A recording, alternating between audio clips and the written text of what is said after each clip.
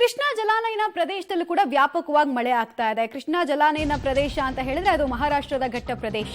So ಮಹಾರಾಷ್ಟ್ರದ ಮಳೆಗೆ ಕೃಷ್ಣಾ ನದಿ, ದೂದ್ಗಂಗಾ, ವೇದಗಂಗಾ, ಹಿರಣ್ಯಕೇಶಿ ಕೂಡ ಅಬ್ಬರಿಸ್ತಾ ಇದೆ. ನೋಡಿ, ಕೃಷ್ಣಾ ನದಿಗೆ ಒಟ್ಟು 1,52,000 ಕ್ಯೂಸೆಕ್ ನೀರಿನ ಒಳಹರಿವು ಇದೆ. ಅಂದ್ರೆ ಅತ್ಯಂತ ದೊಡ್ಡ ಮಟ್ಟದ ಒಳಹರಿವಿದು. ಕೃಷ್ಣಾ ನದಿ ತೀರದ ಸುಗಂಧಾದೇವಿ ದೇವಸ್ಥಾನ ಕೂಡ ಜಲಾವೃತ ಆಗಿದೆ. ಜಲದಿಗ್ಬಂಧನಕ್ಕೆ ಒಳಪಟ್ಟಿದೆ ದೇವಸ್ಥಾನ. ಬೆಳಗಾವಿ ಜಿಲ್ಲೆಯ ರಾಯಭಾಗದ ಬಾವನ ಸೌದತ್ತಿ ಗ್ರಾಮದ ದೇಗುಲ ಇದು. ಚಿಕ್ಕೋಡಿ ಉಪವಿಭಾಗ ವ್ಯಾಪ್ತಿಯ 11 ಸೇತುವೆಗಳು ಕೂಡ ಜಲಾವೃತ ಆಗಿದೆ. ಅಂದ್ರೆ ಆ ಕೆಳ ಸೇತುವೆಗಳು ಸಂಚಾರಕ್ಕೆ ಯೋಗ್ಯವಾಗಿಲ್ಲ ಅಂತ ಹೇಳಲಾಗಿದೆ. ಮತ್ತು ನದಿ ಪಾತ್ರದಲ್ಲೇ ಇರುವಂತಹ ದೇವಸ್ಥಾನಗಳಿಗೂ ಜಲದಿಗ್ಬಂಧನದ ಸನ್ನಿವೇಶ ಸೃಷ್ಟಿಯಾಗಿದೆ. ಬೆಳಗಾವಿ ಹಾಗೂ ಚಿಕ್ಕೋಡಿ ಭಾಗದಲ್ಲಿ ಕೃಷ್ಣಾ ಬೇಸಿನ್ನಲ್ಲಿ ಮಳೆ ಜಾಸ್ತಿ ಆದರೆ ನೇರ ಎಫೆಕ್ಟ್ ಆಗೋದೇ ಈ 2 ಜಿಲ್ಲೆಗಳಿಗೆ.